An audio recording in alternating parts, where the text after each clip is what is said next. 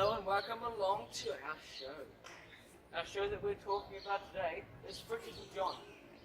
Now John does like his tractors, but it's time to change the conversation and talk about some fridges. So let's get started.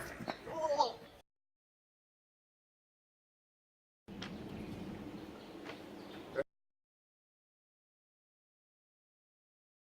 Refrigeration and gases is a complex topic, but me and Boston are here to explain five simple points.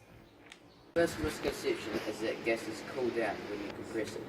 People think this because deodorant cans, a main example of a compressed gas, are normally very cold, but really the gas's temperature increases when you compress it, and vice versa when you decompress it.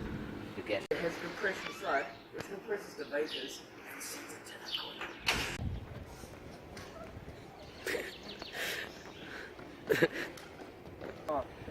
Once heated vapour reaches cools and the cold air influences it. Now it's highly compressed refrigeration and liquid starts to cool the freezer or fridge.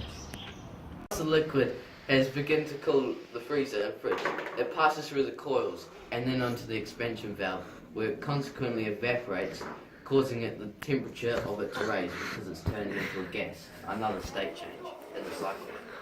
The cycle is finished, it is repeated over and over again.